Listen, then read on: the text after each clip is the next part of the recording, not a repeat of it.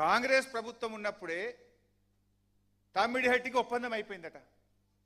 Congress government ఉన్నప్పుడే తమ్మిడిహట్టికి ఒప్పందం అయింది.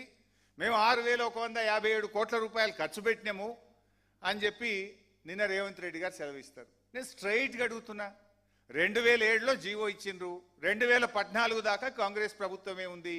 8 సంవత్సరాలు ఢిల్లీలో కాంగ్రెస్, ఆంధ్రప్రదేశ్లో కాంగ్రెస్, మహారాష్ట్రలో కాంగ్రెస్, 3 చోట్ల కాంగ్రెస్ ప్రభుత్వమే ఉంటే తమ్మిడిహట్టి దగ్గర తట్టెడు మట్టి ఎందుకు దవ్వలే?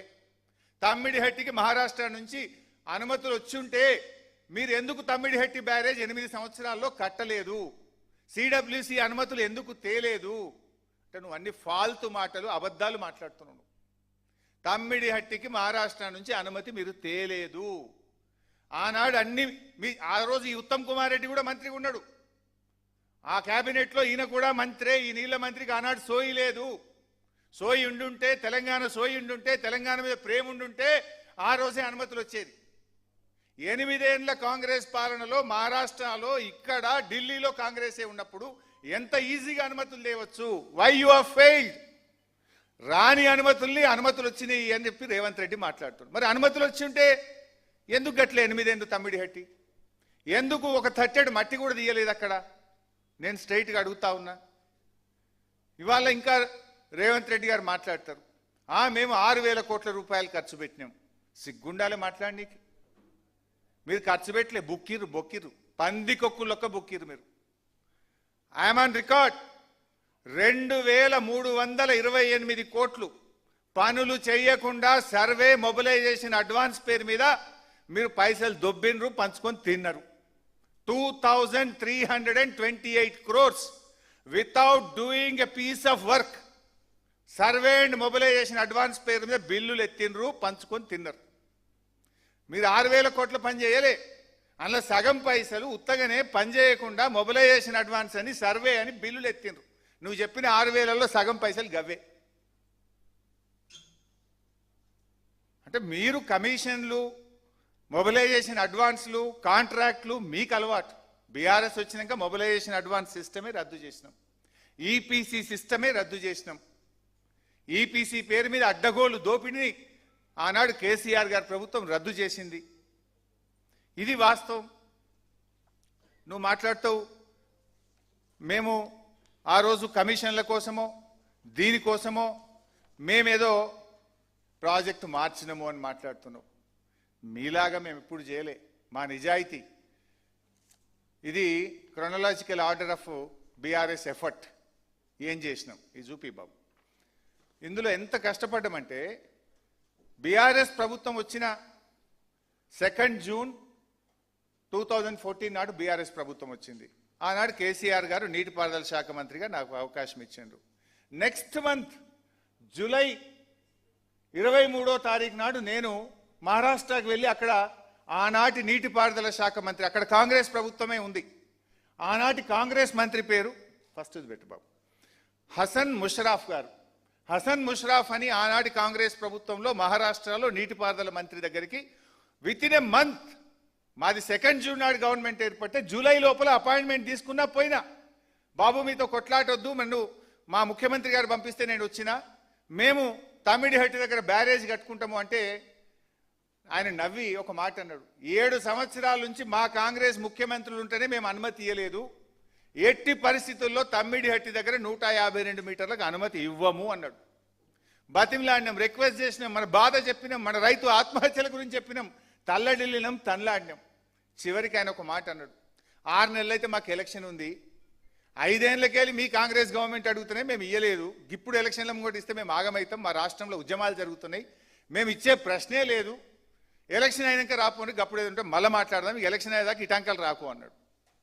సరే ఎలక్షన్ అయినాయి, ఆడ పోయింది, కాంగ్రెస్ ఓడిపోయింది, బీజేపీ గవర్నమెంట్ వచ్చింది. సరే ఈలోపు 16/8వ నెల అంటే ఆగస్టులో ఇంజనీర్లు కలిసినారు. మళ్ళీ బీజేపీ గవర్నమెంట్ రాగానే గిరీష్ మహాజన్ గారు అని అక్కడ బీజేపీ ప్రభుత్వంలో నీటిపారుదల మంత్రి అయిండు. వెంటనే మళ్ళీ పోయిన, మంత్రి అయిన వారంకే పోయిన దొరకబట్టుకొని, ఎవరో గౌడు మా సిద్దిపేటలో చిన్నగుండెవెల్లో గౌడు, ఆయన కాన్స్టిట్యున్సీల లీడర్, ఆయన ద్వారా తొవ్వ పట్టుకొని ఎత్తుక్కొని అపాయింట్మెంట్ తీసుకొని ఆయన దగ్గర పోయి తనలాడితే బాయ్ సాబ్ మేమే ఉద్యమాలు చేసినాం, అరెస్ట్లు అయినాం, జైల్లో పడ్డాం, తమ్మిడిహట్టి దగ్గర పెంచొద్దని పోరాడిన వాళ్ళమే మేమెట్లా అనుమతిస్తాము అని ఆయన అన్నాడు. మన అదృష్టానికి గవర్నర్గా తెలంగాణ బిడ్డ విద్యాసాగర్ రావు గారు మహారాష్ట్ర గవర్నర్, ఆయన దగ్గరకు పోయి బతిలాడినా. ఆయన రాజ్ భవన్కు ఇరిగేషన్ మినిస్టర్ని పిలిచి, చూడు భయ్ నేను కూడా గోదావరి జలాల మీద పాదయాత్ర చేసిన, ఇక్కడ చాలా క్రైసిస్ ఉంది, దయచేసి మీరు సహకరించడానికి ప్రయత్నం చేశాడు. కుదరలే. మళ్ళీ కేసీఆర్ గారు 5వ ఐటమ్ 17 ఫిబ్రవరి 2015, అది కేసీఆర్ గారి జన్మదినం. ముఖ్యమంత్రి అయిన తర్వాత మొదటి బర్త్డే.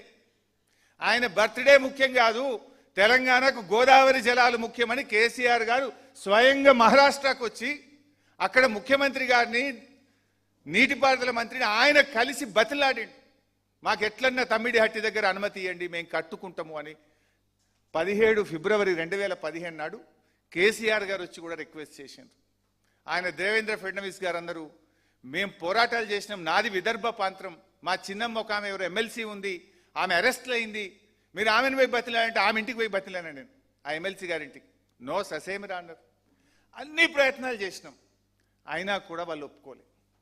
సరే ఇంతలో ఏం జరిగింది ఇట్లా చెప్పుకుంటూ పోతే మేము చేసిన ప్రయత్నాలు అంటే it's not that BRS over నైట్గా దీన్ని మార్చే ప్రయత్నం చేయలేదు. కాంగ్రెస్ మంత్రి ముషరఫ్ను కలిసినాం, బీజేపీ మంత్రి గిరీష్ మహాజన్ని కలిసినాం, స్వయంగా కేసీఆర్ గారు వచ్చి ముఖ్యమంత్రి గారితో కూడా చర్చలు జరిపితే ఆనాటి మహారాష్ట్ర ప్రభుత్వం ఒప్పుకోమన్నారు. మరి ఆనాడు కాంగ్రెస్ 8 సంవత్సరాలు పెండింగ్ పెట్టిండ్రు, 8 ఏళ్ళు బ్యారేజ్ కట్టనే లేదు, బ్యారేజ్ కట్టకుండా చుక్క నీళ్లు రావు. బట్ ఇంతలో ఏం జరిగింది, కేంద్ర ప్రభుత్వం నుంచి 3 లెటర్లు వచ్చినాయి. 1 కాదు 2 కాదు 3 లెటర్లు. అంటే మేము సైమల్టేనియస్గా వీటి అనుమతులు సాధిద్దామని ఢిల్లీలో సెంట్రల్ వాటర్ కమిషన్లో పర్సూ చేసినాం. ఇటు మహారాష్ట్రను తమిళహట్టికి ఒప్పించే ప్రయత్నం చేసినాం, ఇటు పనులు జరిపినాం. ఇప్పుడు రేవంత్ రెడ్డి 6,000 కోట్లు మా హయాంలో అయినాయి అన్నాడు. మీ హయాంలో 3,000 కోట్లు ఉట్టిగానే దొబ్బిర్రు, పనిచేసింది 3,000. కానీ బీఆర్ఎస్ వచ్చినాక ప్రాణహిత చేవెళ్ల పనులు మరో 5,000 కోట్ల రూపాయల పనులు చేస్తూనే ఉన్నాం. అటు మహారాష్ట్రను ఒప్పించే ప్రయత్నం చేస్తూనే ఉన్నాం. ఇంకొక వైపు ఢిల్లీ నుంచి అనుమతుల సాధన కోసం సెంట్రల్ వాటర్ కమిషన్ను పర్సూ చేసినాం. సెంట్రల్ వాటర్ కమిషన్ నుంచి వీళ్ళు 8 ఏళ్ళు గవర్నమెంట్ ఉన్న అనుమతులు లేలే. ఢిల్లీలో కాంగ్రెస్ గవర్నమెంటే వీళ్ళది, కానీ ప్రాణహిత చేవెళ్లకు హైడ్రాలజీ అనుమతే రాలే. మేము అక్కడ సైమల్టేనియస్గా చేస్తే ఢిల్లీ నుంచి 3 ఉత్తరాలు వచ్చినాయి. అంటే మీరు ఇందాక చూసినారు, 17 ఫిబ్రవరి కేసీఆర్ గారు మహారాష్ట్రకు వచ్చి తమ్మిడిహట్టికి ఒప్పించే ప్రయత్నం చేసినాం. ఇంతలో 18 ఫిబ్రవరి, ఒకసారి లెటర్ డేట్ చూపి, 18 ఫిబ్రవరి డేట్ చూడండి, 18 ఫిబ్రవరి 2015 ఎవరు రాసిండ్రు, CWC central water commission project appraisal now go back to the para, last para. ఇందులో చాలా స్పష్టంగా ఏమంటున్నారు, లాస్ట్ పేరాలో మీరు చూస్తే, under such circumstances the proposed diversion of 160 TMC of water may not be available for utilizations. The strategy to meet out planned utilizations under such circumstances may be clearly brought out. నీకు అన్ని నీళ్లు లేవు 160 TMCలు, మరి పైన ఎగువ రాష్ట్రాలు వాడుకున్నప్పుడు environmental flows వదిలిపెట్టినప్పుడు మీకు 160 TMCల నీళ్లు లేవు అని కేంద్ర సెంట్రల్ వాటర్ కమిషన్ ఫిబ్రవరి 2, 2015లో ఇచ్చిన ఇది అధికారిక లెటర్. ఇది ఫిబ్రవరి 18. దెన్ మళ్ళీ ఇంకొక లెటర్ వచ్చింది. ఇంకొక లెటరు 4th March 2015, అది కూడా పెట్టినాను. This is 4th March 2015 letter from central water commission. ఇదేనా డేట్ ఉందా? Yes, 4th March 2015. Now come to the last para, page number 12 అనుకుంటా, paragraph number 12. It is evident from detailed water, paragraph number 12, yes. It is evident from detailed water availability studies carried out by project authorities and his office in last few years, the net water availability at the barrage location is about 165 TMC at 75% dependability, which includes perceived surpluses from the share of upper riparian states.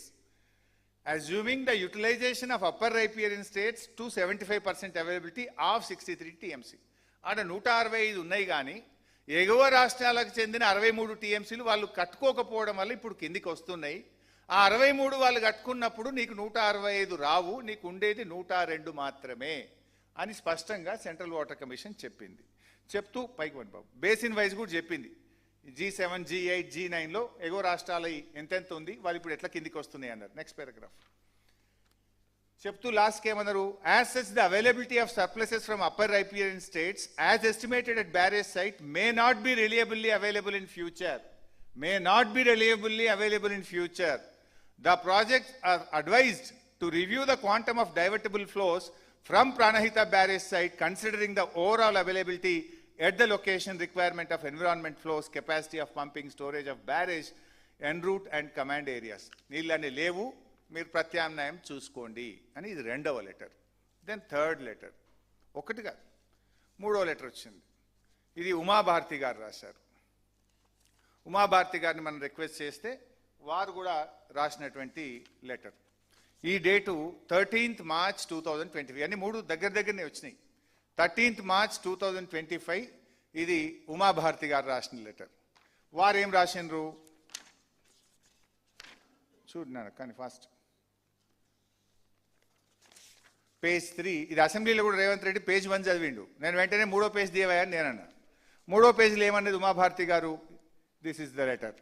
మూడో పేజీలో under such circumstances the proposed diversion of 160 TMC of water May not be available for utilisations. The strategy to meet out the planned utilisations under such circumstances need to be clarified. Last 3 lines. అంటే ఉమాభారతి గారు కూడా 160 TMC నీళ్లు లేవు, ప్రత్యామ్నాయం చూసుకోండి. అంటే దీన్ని బట్టి ఒకవైపు 17 ఫిబ్రవరి 2015 కేసీఆర్ గారే మహారాష్ట్రకు వచ్చి నాయన ప్రాణహితకు ఒప్పుకోండి అని అక్కడ ముఖ్యమంత్రిని ప్రాధేయపడ్డాం, రకరకాల ప్రయత్నాలు చేసినాం. They said no.